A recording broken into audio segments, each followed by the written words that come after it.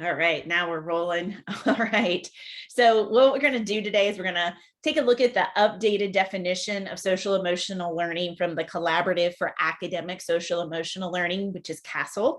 Kind of dig into why SEL more than ever right now. A couple thoughts on how we can infuse social emotional learning throughout the day, and then just this connection of resilience and social emotional learning. And when we really think about this lens of resilience, I'm really referring to adult resilience. As I've been out in schools the past couple of weeks, I know that a lot of adults are stretched really thin right now, and being in different spaces. And so just as much as we want to build resiliency in young people, it's going to be even more important that we're able to do it for ourselves and our colleagues. So just to get us started so that I can acknowledge the space that we're in together, if you wouldn't mind dropping in the chat, if you would kind of rate your knowledge and use of social emotional learning.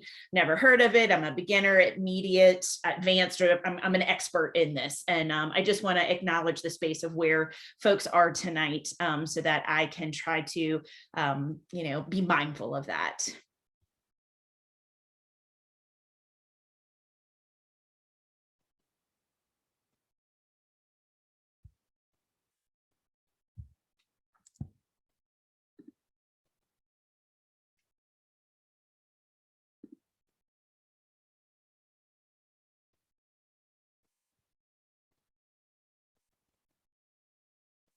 All right. So it looks like we've got a diverse group of folks on board. But we'll unpack this together. It's definitely not a new concept. Those of you that have never heard of it in these terms, I'm sure you'll be familiar as we go down the pathway, or again, it will open up your thoughts on how we approach this work. I see we've got intermediate and advanced folks on here, so I want to honor that expertise and certainly not waste your time. But I think it's an important space as we're stepping into this year, really recognizing whether we're counselors, we're teachers, administrators, whatever our role is, that we look at how we can support this work moving forward. So just a quick piece about me. I am located in Hampton City Schools. This is my 19th year. I did work in Title I schools and became a Title I coordinator. Currently, I serve as the Director of Climate and Culture with Hampton City Schools. I also have the privilege of doing some consulting work with schools out in Illinois that are in school improvement, promoting this work of climate culture and social emotional learning. This is our 4th year of intentionally really focusing on the connection between climate and culture and social emotional learning in our division. So lots of research, lots of attempts at how do we support all adults in this work so that we can support young people. So just where I'm coming to you from, super passionate about this work, and always looking for ways to strengthen this and not to create more of a load on teachers. I know the last thing that we're needing as we're coming back into face-to-face spaces and trying to reimagine education at this point in time, that the last thing that folks need is something else. Social emotional learning is not checking the box. We don't just do it. In our division, we've been very intentional not to purchase programs and not to call it an initiative, but to really make it happen organically. And I'll hopefully be able to share some tips and insights on that. And certainly those of you that are lifting this up as intermediate and advanced practitioners, as you're hearing things and you have best practices to share, resources, please drop them in the chat, because that's how we grow this across our state. So thank you guys so much for that. So I like to share that really social emotional learning is a journey. It's not about the right path, the one program, the one way. It's about creating the path that meets the needs of students, families, and our staff. So how we look at the students and staff that we serve, where we're located, our communities, and how this work and what this work really needs to look like. So I mentioned the definition for social emotional learning. If you research a lot around social emotional learning, you can find a varying amount of definitions. However, the state of Virginia has just now created over the summer and released standards around social emotional learning, and they have adopted the CASEL definition. So that's, when you hear me say CASEL, it's not like a princess castle, it's the abbreviation for the Collaborative for Academic Social Emotional Learning. So CASEL, and what I love about their definition is that, again, it's not a program, it's not an initiative, but it's a process through which all young people and adults acquire and apply the knowledge, skills, and attitudes. The things that you see highlighted in yellow here are recent additions to their definition in December of 2020.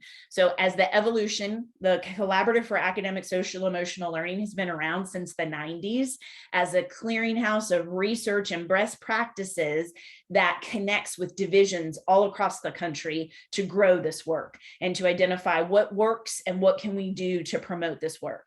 So for example, there were early adopters of this work back in 2011. And after 10 years of implementation, every single division said, if I had the chance to do this over again, we would have started with adults. And that's where we would have landed for a couple of years, as opposed to saying social emotional learning is just something for students or potentially something to fix young people. And that's definitely not the approach that we want to take. It's about developing those healthy identities, how we're able to manage our emotions. As adults, we don't pack our emotions in a bag and put them in our trunk and then go into work every day. Teaching and learning is an emotional business. So we know that that's true for us as well as young people, that we want to achieve personal and collective goals and help our students be able to do that. How we get that perspective taking, being able to show empathy, establishing and maintaining those supportive relationships, and making those responsible and caring decisions. And what you see on the right there are those 5 core competencies. How are we aware of our emotions? How do we then pivot into managing those? That social awareness piece, so key. How we look at the perspective of others, again, launching that empathy, building those relationships, and then all while doing it with responsible decision making. So as I go through tonight, this is going to be the foundation of the work that I'm sharing with you, and where some of the strategies are coming from is based on this work and this lived experience over the past several years in our division of promoting this work. This is also, and you'll get the slide deck, so you'll have access to this information too, but I just wanted to show you in full action what CASEL's theory of action looks like. If you think about the areas of how we can implement social emotional learning, those competencies, that it's in our homes and communities, our schools, and certainly our classrooms. We want to embed it in instruction, and what does it impact as our policies, and then also thinking about our partnerships with our families and our communities. And then you see those outputs when we think about the state of Virginia and those 5 C's that we're trying to promote of creative and critical thinking, effective or communication, that citizenship component, and collaboration, that these 5 competencies go hand in hand with us having that profile or portrait of a graduate here in our state. So again, it's exciting to know that our division, or I'm sorry, that our state is lifted these guidance standards up. And the way that they're created is that there's a kindergarten standard, and then their grade level bands that are partnered. So, you know, 1st and 2nd, 3rd through 4th, all the way through 12th grade. So it's exciting that we are, you know, embedding this work and thinking about how does it guide all that we're doing here as well. So this is just a quick video I want to show you. And if you're not familiar, on YouTube, there is a channel, and it's embedded in the slide notes, called Lessons for Cell. And some of you may be familiar with these, but they're quick 2-3 minute videos with some great questions at the end. They can be embedded and used in the classroom as a quick 4 or 5 minute starter, or a 4 or 5 minute way to do a transition in the middle of class, but just promoting the notion of social emotional learning. And this is one of the intro ones. So it's just a real quick unpacking. What does this even mean? So let's take a quick listen. All right, let's talk about it. What exactly is social emotional learning? What's all the hype about SEL, and why should you care? Social emotional learning, or SEL for short, teaches you how to identify and understand the ways you might think and feel. SEL is a way for students to develop skills that lead to better mental health, better grades, and better success in life. SEL teaches you how to increase positive energy and subtract negative energy. SEL helps you develop the skills you need to live your best life. SEL includes 5 core skills: self-awareness, social awareness, self-management, responsible decision-making, and relationship skills. Self-awareness is the ability to identify and understand your own emotions. Social awareness is understanding the emotions of others. It also involves empathy, which is the ability to take the perspective of others. Self-management is the ability to manage your thoughts, emotions, and behaviors. It includes being able to manage stress and your time effectively. Responsible decision-making is simply the ability to make good choices. This includes avoiding peer pressure and thinking of consequences before you make a decision. And finally, relationship skills, which is the ability to keep and maintain healthy relationships. This includes choosing the right friends, being a good friend, and even resolving conflict that might come up. Here are some benefits of SEL. It leads to better academic achievement and a better understanding of who you are. You learn how to handle relationships and friendships. And let's be honest, you'll probably make more money and get a better job if you have good SEL skills. So, what does social emotional learning mean to you? Subscribe to our YouTube channel. So just a quick resource again, one of the things I like about Lessons for Sale, there are some cartoon featured ones, but these are primarily more geared toward third grade and above, or even secondary. A lot of times when we think about these social emotional skills, a lot of folks think these are embedded more at the primary or elementary level, but we know more than ever our secondary students need this. And so I love the fact that they tried to cater, and that, you see obviously the people represented in here look, like older students as well. But just a resource there for you. It's got, again, they're quick videos, and they ask some quick questions at the end that you can engage young people in. I've done some of these with small groups when we talk about the specific competencies, because they have those videos around those competencies. And again, just some good starters, if you will, about the different All right, concepts. let's talk about. You don't want to watch it again. So again, the bottom line with all of this, and again, those of you that aren't new to this, I know you understand this, but I think just more than ever, understanding what emotions truly drive. They're attached to our attention, our memory, and our learning, our decision making, both our mental and physical well-being, how well we're able to develop and maintain those relationships, and just our everyday effectiveness. And then you see there in blue, and that's true of us as well. So we know that we have to take into consideration the importance of this work. So with this being said, as I mentioned before, really thinking about the importance of us embracing our own social emotional skills.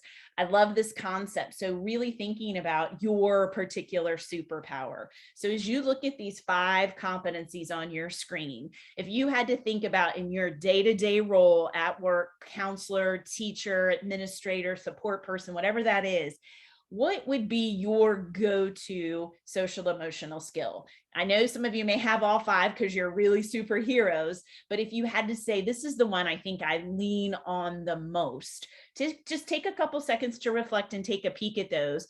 But as one is rising to the top for you, I would love it if you would drop it in the chat for me. Which of these would you claim? If you were putting your cape on, what would your social emotional superpower skill be? Thanks, Anne. I love that. Social awareness is such a critical one. Yes, Nancy, and we got to have people who are responsible decision makers. So thank you. Great to see that social awareness is rolling in. Nice. That perspective taking, that empathy. Great.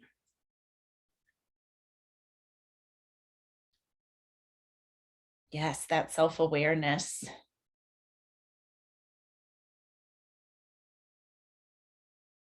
That's great. Another responsible decision maker.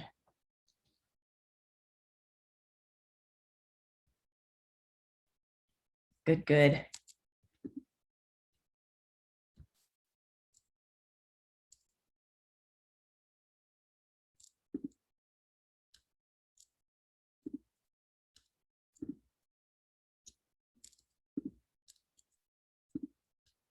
Oh, good. A self-management. That's not mine, Shallery. I'm glad it's yours. So I thought it would be a great space for us tonight to embrace and to recognize we do have superpowers. And those of you that support your colleagues and thinking about other adults in the building, to really encourage them to think about, and those that you work most closely with, that hopefully there's diversity in these superpowers. And it's important for us to recognize, just like all these superheroes that we see on the screen, there's a villain, or they're met sometimes with with a challenge, right? We know that Superman has his kryptonite. So I spent a lot of time, this was a professional learning I put together all about your cell superpowers. But one of the things I was really thinking about is, so is your kryptonite the thing that is not as strong for you? And I almost went down that pathway. And then what I really started to recognize is that our kryptonite is really what triggers us. Because if we think about our emotional being and really thinking about, as an adult, what are things that trigger us? So again, if you're willing to drop it in the chat, I would love for you to be able to share if you feel comfortable. But remembering, a trigger is something that causes us to have an intense negative emotional reaction to something. And we know that just like we can trigger kids, we know that kids trigger us, we know that sometimes our colleagues trigger us, that each of us, as we walk into our professional spaces, there are things, right? My superpower is relationships. And so something that triggers me is when I see other people that hurt someone else's feelings or damage relationships, for instance. So that's a trigger for me. So if we think about how we want to be able to use our superpowers, it's going to be really important that we recognize that we have to be socially aware of our triggers, and then think about that management piece. Often we think about this in terms of getting young people to identify their triggers. Well, it's equally as important that we know ours. Thank you, Doug, for throwing yours in there. Yes, disrespect can be a huge trigger. And it is also a huge trigger for young people. One of the things I most encourage all teachers to do, but particularly secondaries, is to unpack, what does respect mean? What does it look like, sound like, and feel like? Yes, that sarcasm, professional complaining. Yes, I can see that. I can see that, Nancy. That's a very specific one, but that's okay, right? It's important that we recognize these, and then we think about, what are we going to do, or how do we manage those emotions, or how will we be able to have strategies to be able to address those, right? So for instance, I'm gonna use that disrespect one. So if we've created a standard around what respect means, not just we're respectful in this classroom, right? Because respect means so many things to so many different people. But when someone comes through the threshold and they're spending time with you, this is what they can count on when they're with you. This is what respect should look like, sound like, and feel like when you're in my biology class, because you can only tell them what they can count on when they're with you, right? How they navigate and go to other places may be very different. Right? Just like you have some places where kids go in and it's like Disneyland in there. And then the very next block, they're going somewhere where it's like a museum. So they have to be able to navigate between those spaces. Yes, I love that. I love that you guys are throwing out some more of those. And so again, it's just, I plant this seed for you. Yes, unfairness can be a big trigger, that mistreatment of others. But recognizing that in ourselves, and then what we do with those emotions, how do we begin to manage, not ignore, because it's not saying that you're putting that aside, but knowing if that's going to be a trigger, what's the response going to be? What's that response going to be to be able to better manage when we become trigger, or to be able to handle those emotions? This is horrible for me, right? It's all over my face. So I have to really be cognizant of being able to manage, because that's not something I'm as strong at. I'm aware that I'm doing it, but being able to manage it and knowing clearly what the trigger is, so that I can think ahead of time how I better want to handle that. So I just wanted to plant that tonight, just because I think the space that we're in, the word that I've been using is people are in a fragile place. We're trying to do so much and do the right things and have this bounce back, if you will, but at the same time, knowing that there's a lot of things that everybody is trying to balance. So more than ever, I think this conversation around adult emotions is super important. And so, just pivoting to why sell, why now? And it's again, not that new concept, but it supports both the needs of students and adults. It integrates skills to develop that whole child, those life skills that we want them to leave with. No one is going to ask them after they graduate 4 years or when they go to buy a house what their SOL scores are, but there's certainly going to be life skills that are going to contribute to the successfulness or the citizenship, if you will, of our people. Social emotional learning also provides a lever for equity or a lens for equity. As we're developing those competencies, it allows us as adults to explore our beliefs and our ideas and how we're creating access and opportunities, supports and outcomes for young people. And it's also equipping young people to be able to do the same.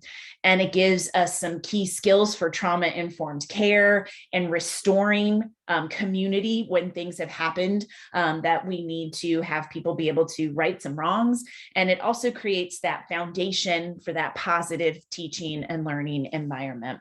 Because the bottom line is, it'll be 2 years before we know it that we've been all caught in this storm. The storm hasn't passed. We've been waiting for it to pass, but it's still lingering. And the fact of the matter is that a lot of us have ridden that out in different boats, right? While we've been experiencing the same storm, the way that we've navigated it and that students have navigated it have all been very different. And what we know now more than ever, that we're having young people back in the face-to-face spaces amidst quarantines and other different challenges, is that we're seeing those widening gaps. And that we know that prior to COVID-19, that we had some of those gaps, and that we have young people for the first time that may be experiencing some of those challenges. And as we're taking this in and we're beginning to assess where young people are and grab that understanding, one of the things that we have to be mindful of is it has really been the spectrum of stressors. And as we look at this, I would say these are stressors for all of us. Julie, I see you raising your hand, but if you could drop something in the chat, I'm super happy to see how I can help, or if you want to put a comment in the chat for sure. So I see you there. I didn't want you to think I didn't see you. So looking at these, I certainly don't need to read all of these to you, but we know that these are in existence pre-COVID and certainly in the space that we're in now. And that we know that trauma can impact that social emotional development as well. And that impacts that self-regulation, awareness of self and others, how we form those relationships, and then how we attend to and assess the situations and make decisions. So all of those 5 competencies that we were just talking about, and this was lifted up again in December from the American Institute of Research. So now, as we're in the beginning of this school year or several weeks into this school year, there's so much commotion and noise going on. And I just want us to encourage one another, primarily as adults, that we have to beware of the doom and gloom and the noise. And I know that's so difficult right now, but we have to really think about where is our mindset. And that's a daily thing as I'm pulling into schools, thinking about where my mindset is, or as I leave a school and go to another place, thinking about absorbing everything that's going on around us, because we have to walk into these spaces recognizing our students are not broken. We are not in the business of fixing students. We're in the business of growing students. We're in the business of planting those seeds, helping them to grow, ensuring that they have access to what they need, creating those opportunities, supports, and outcomes. And I know we face this with greater challenges than ever before in different types of challenges, but there's also lights out there. There's also success. There's also things, young people are excited to be back into these spaces. In some instances, some are challenged by being back into these spaces, but at the end of the day, they need to be cultivated and grown and not an attempt to say that you're broken and how can I fix you? Because that approach doesn't work because it comes from that deficit-based approach. Whereas if we want to help young people grow, then we're looking for those assets. And that's part of social emotional learning. So much conversation about learning loss and what our kids don't have, but we have to shift that into hope and what can we put that into. And I know hope is not a strategy, but when we step into spaces of hope, hope attracts opportunity.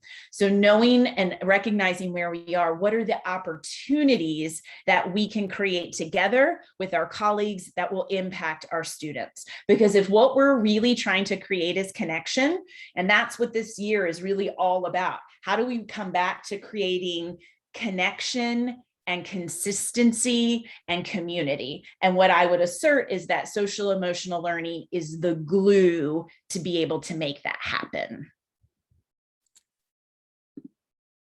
So what we really want to think about is how can we anchor our actions in social emotional learning? As we're still navigating this storm, people doing it in these different boats, but we want to anchor what we want our work to really be grounded in and to hold steady in. And so I would assert that social emotional learning and those 5 competencies are a way for us to be able to do this.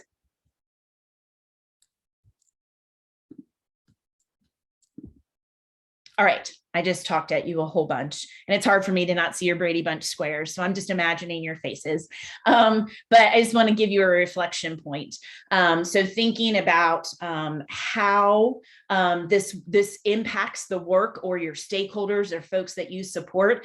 Just a minute for you to synthesize. You can drop it in the chat, or if you just want to reflect on it, that's fine too. But I just wanted to take a moment and to stop to let you share that. You for me, and I'll let Janie answer about the recording. For me, you have access to the slides, and this work matters to me. And so how you want to share some of this with staff is fine, but I'll let Janie speak about the recording piece.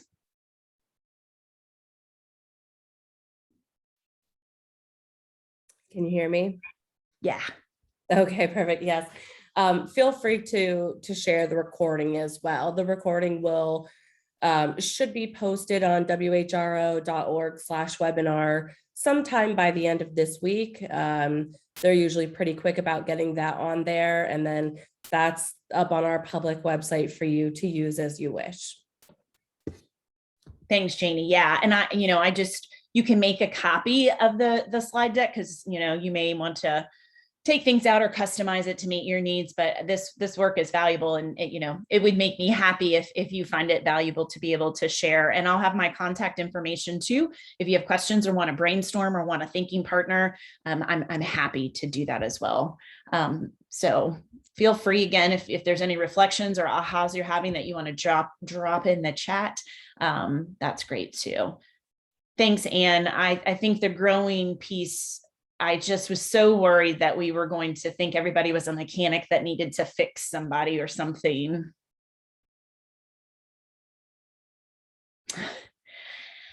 Yeah, I love that, Shelley. I love that. All right. Well, we'll keep pushing through because I have some more things I definitely want to share with you all.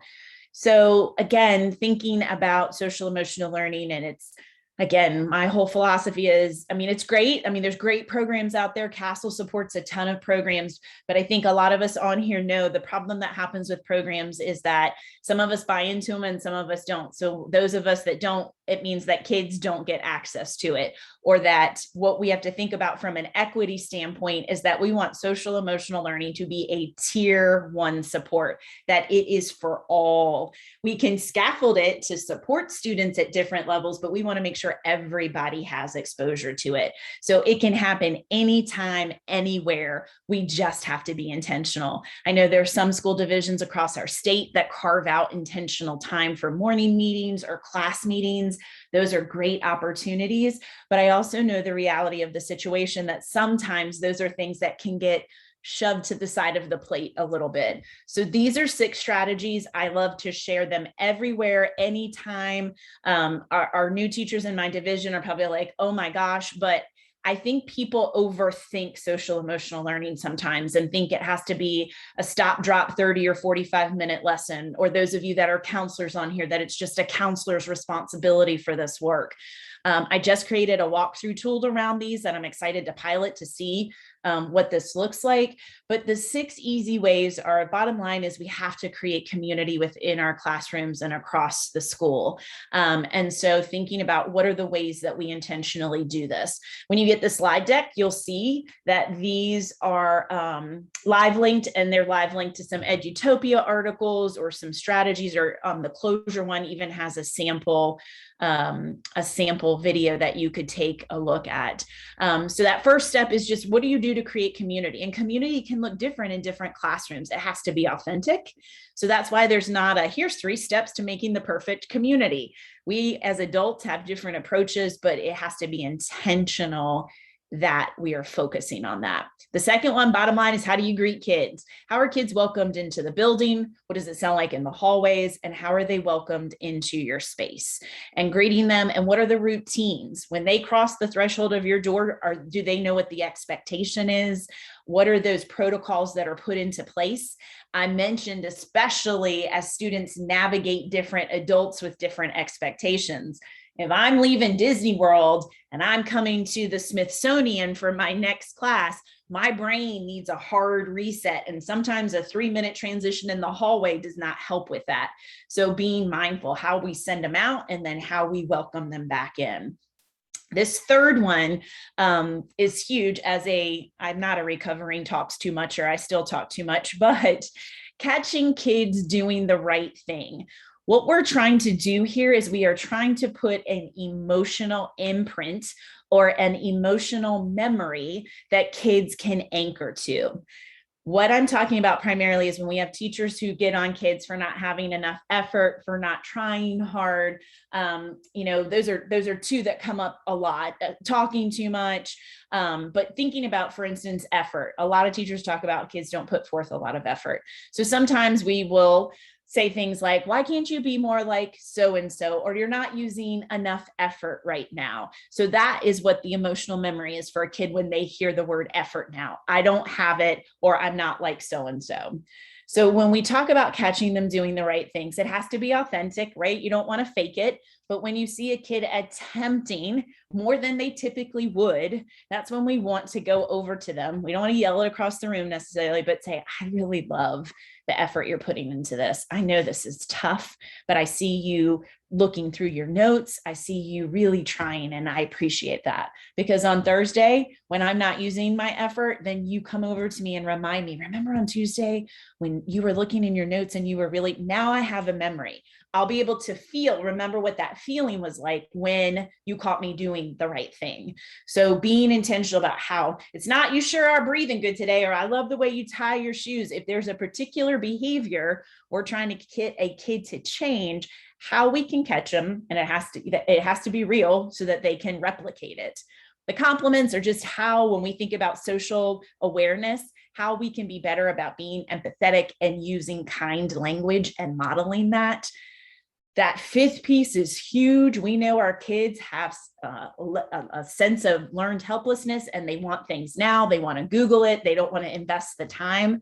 So how we can model problem solving, whether they're 4 or they're 18 years old, what are the ways that we can take 2 or 3 minutes and take an everyday problem and brainstorm it? We know that there's a big assignment that's coming up. Let's brainstorm. What are some things that we would want to do ahead of time to make sure we're successful? Ask a kid a time that they were successful at solving a problem. What did they do? And the other piece I would implore for you all to think about with problem solving, in particularly this year, how do we normalize asking for help? Because we're all going to need help as adults, I believe. And in your class spaces or where you support students, how do they know how to ask for help? Because again, that can be triggers for us, right? Some kids get up and they go across the room and they ask a friend, because in one class it's ask 3 before me, and that may not work in your class. So do you have strategies you want them to try? Do they come to you? Do you have a cue, like a cup that's on red when they can't move forward? So normalizing, we're all going to need help, and it's okay to ask for help in here, but these are the steps that we take to do it, because that goes hand in hand with getting them to be problem solvers instead of problem makers. And then the last piece I lay here as an easy way is closure. How do you close out your content, right? I'm thinking about elementary now. 1 minute I'm solving for common denominator, and the next minute I'm in Jamestown. If you don't close that out for me, because again, we know that learning is emotional and maybe my executive function is still developing, I'm going to still be looking for that common denominator and not learning about Jamestown with you. So thinking that a lot of elementaries don't have bell systems between content, how important it is, I kind of almost say like closing that window on that one to open the window to the next content. And then thinking about how do we close out our time together. Whew, it was a rough one today.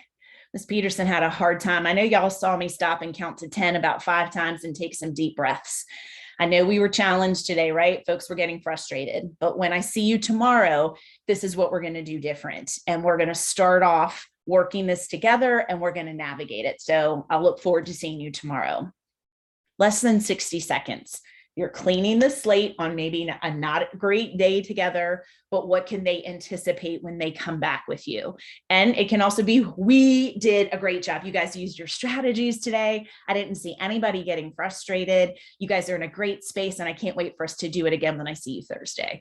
So just closing out content, but even importantly, closing out the emotions behind the day for how you want to set them up to return or to go to that next adult. So 6 ways, you've got the links there. Again, if you think about all of those, they can be done primarily on the fly.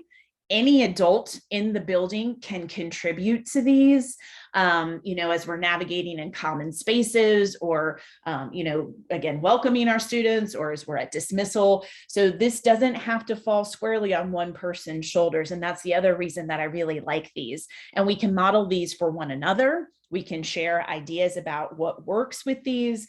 So again, not a heavy lift, but something we do have to think about and be intentional with. So if you look at those 6, I would just love to see from your perspective, and you can throw it in the chat if you want, which of these do you think is the biggest challenge for you and or your colleagues? Of these 6, which one can be the biggest challenge to do sometimes?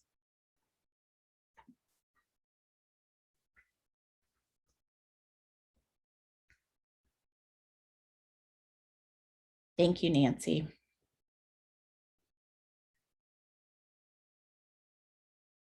Yeah, that problem solving one too. Yeah.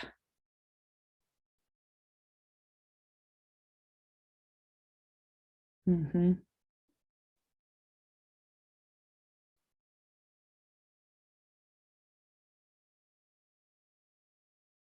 Right. Thanks, Krista. Yeah, so the problem solving and catching them doing the right things. I did see the community too. Yeah, those numbers, it can be.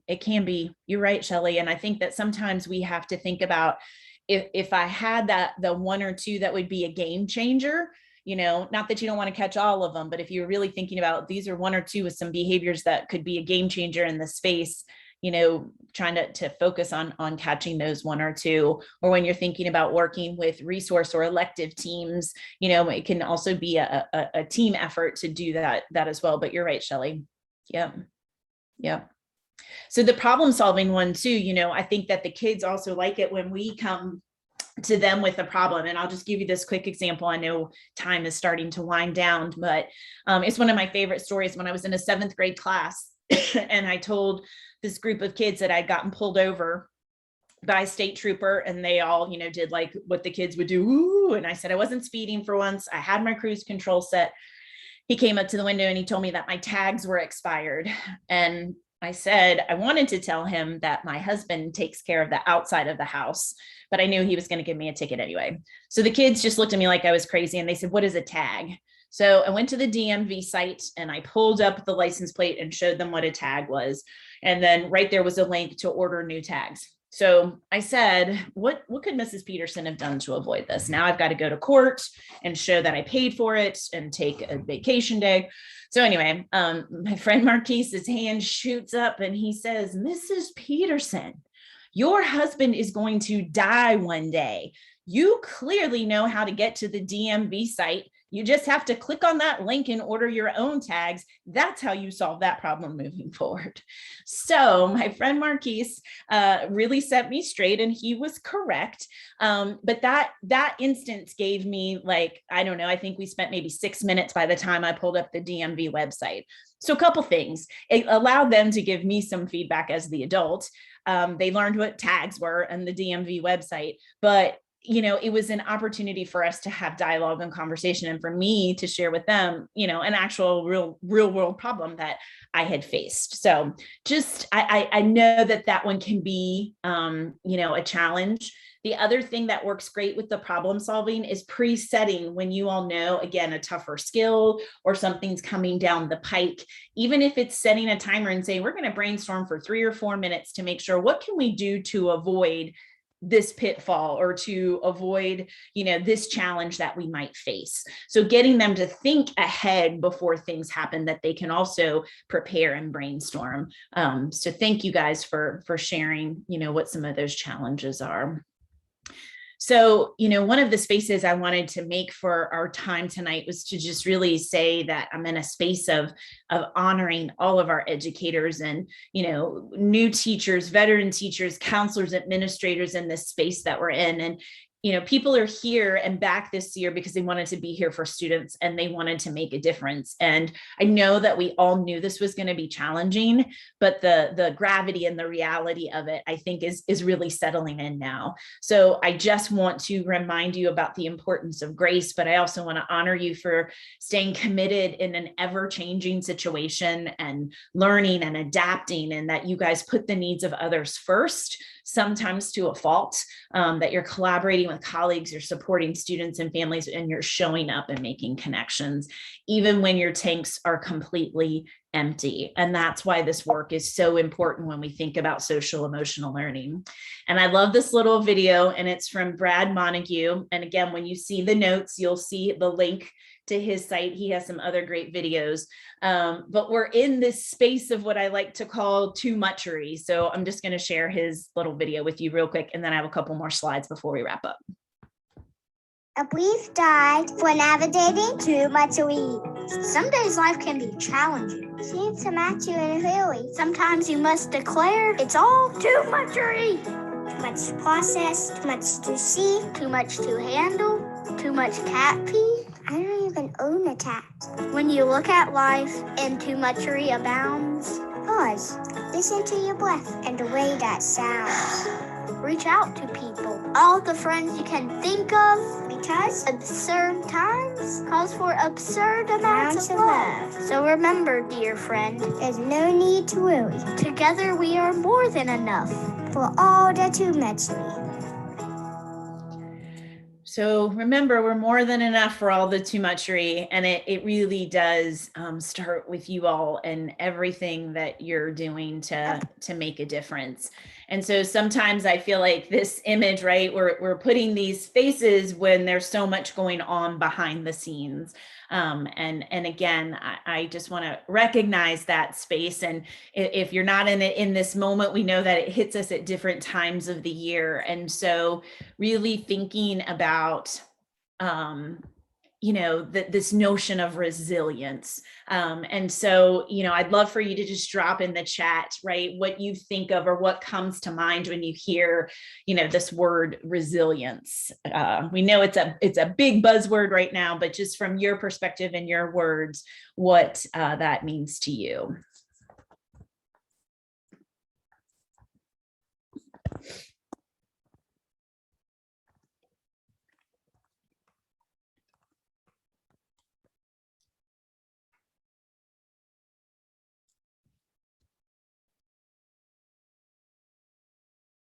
Yeah, picking up those pieces and moving forward. I love that, Nancy. I love what you put there, putting the children first in a sustainable way for me.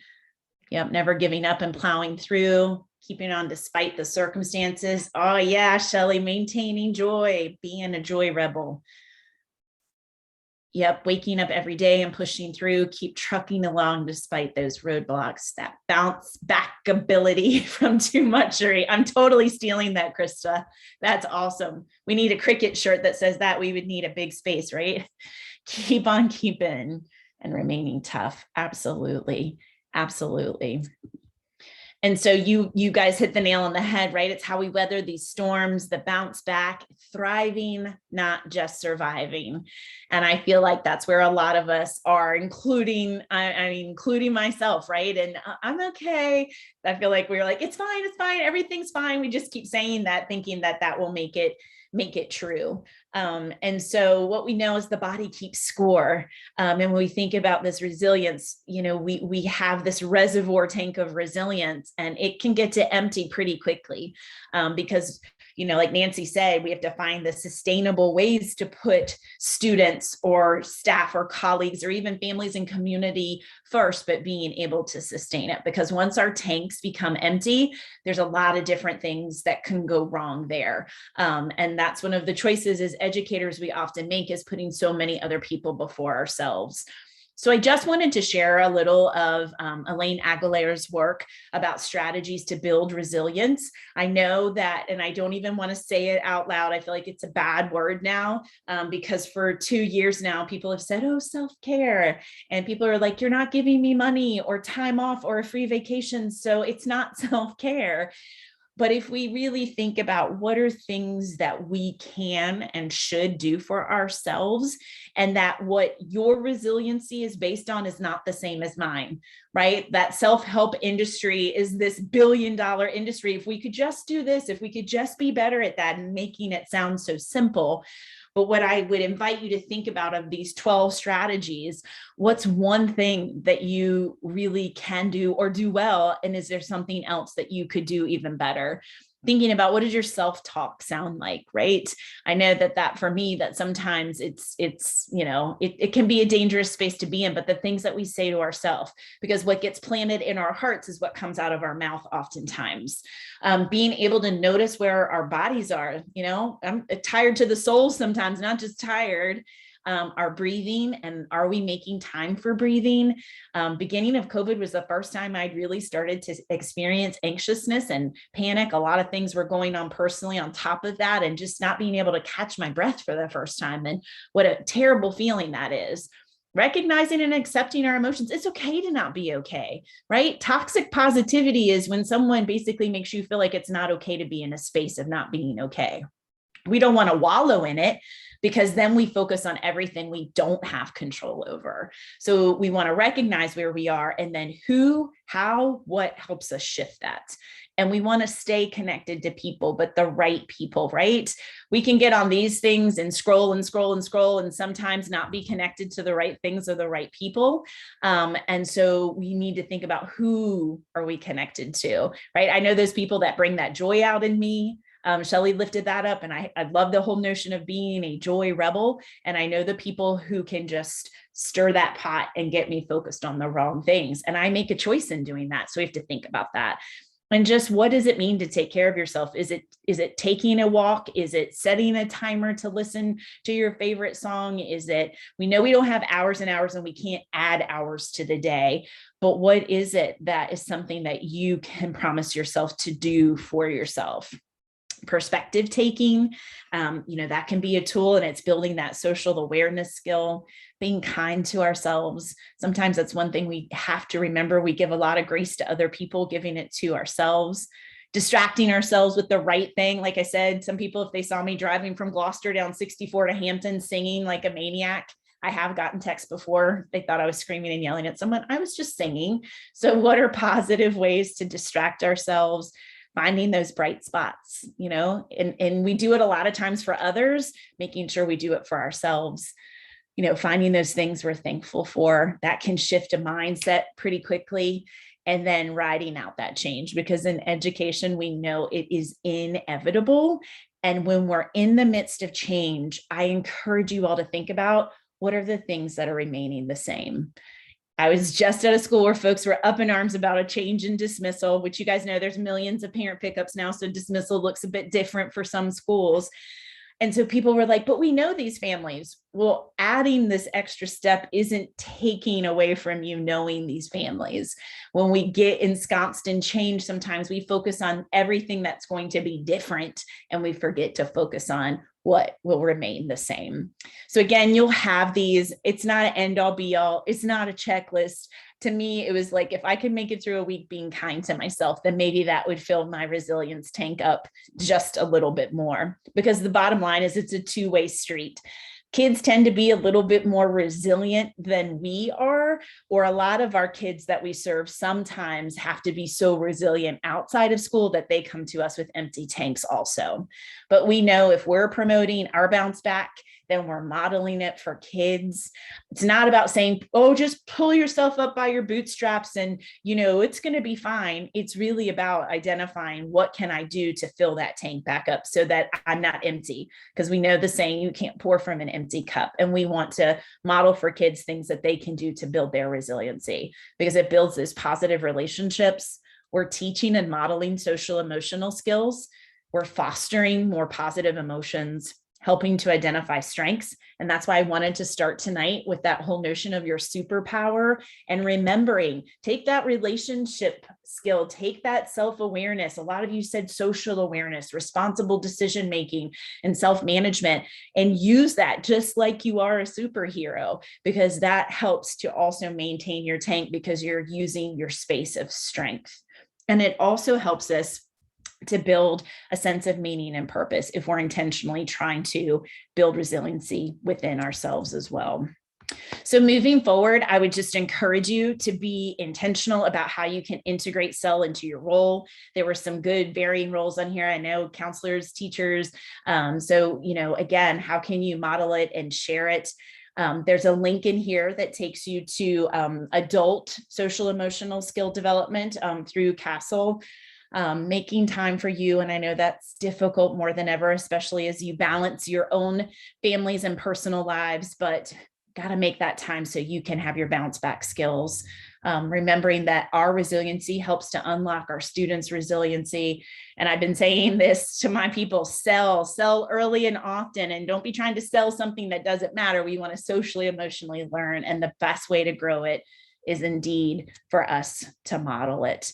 So I would love, just as we get ready to close out our time together, I know we had some advanced and intermediate experts on the line and some beginners. Is there anything new you learned today, or is there something you can implement from today? So your choice, but just as a way to have a final reflection before we close, if you wouldn't mind dropping in the chat if there's something you feel like sharing, just an invitation, something new you might have learned today, or something you will implement from today.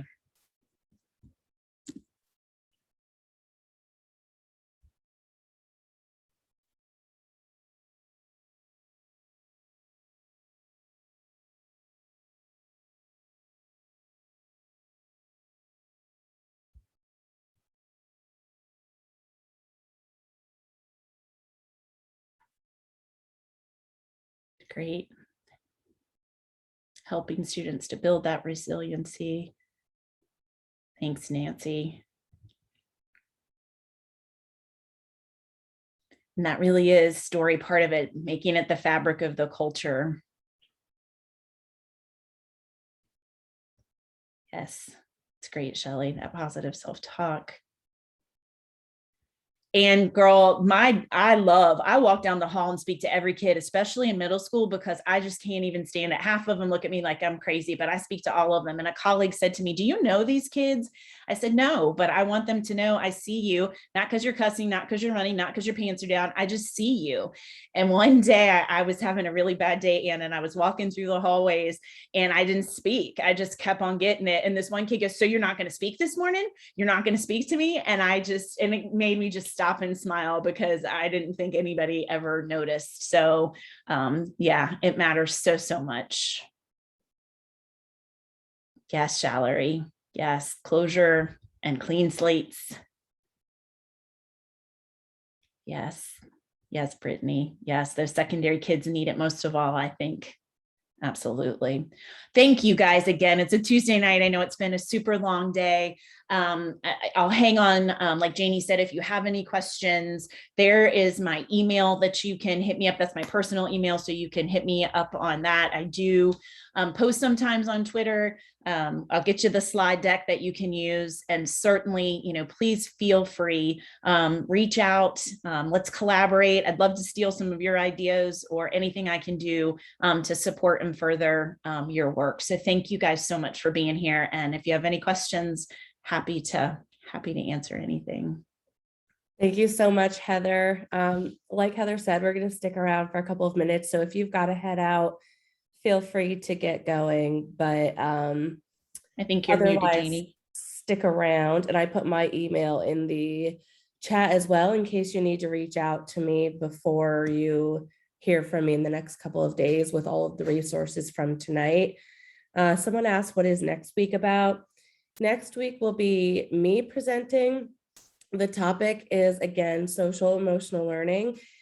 However, I'm a technology specialist, so I will be focusing on some digital tools that can help you promote social emotional learning in your classroom with students of any age. And I have a big list of tools that I'm bringing with me, and we're going to do a survey in the beginning so that you can actually choose as an audience which tools you want to focus on. And we'll talk about those tools and some brief tutorials and how we can use them in our classroom and use them as social emotional promoters.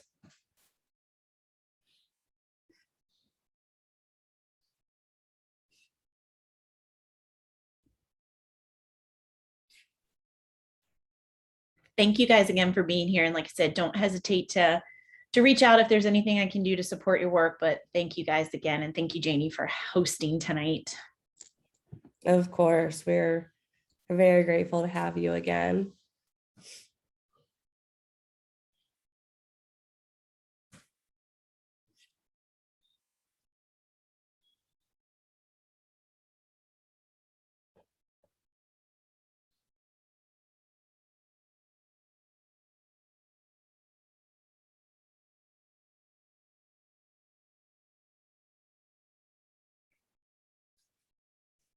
All right, I don't see any more questions coming in, so I think I'll go ahead and close it. Will you just email me either tonight or tomorrow the link to your slides, and I'll get those out in an email with all my other stuff I send out? Yeah, absolutely. All right, perfect. Thank you so much, Heather. Tonight was wonderful. I thank you so much for joining us again. It was great. Thanks for the invitation. Of course. I'll talk to you soon. Okay.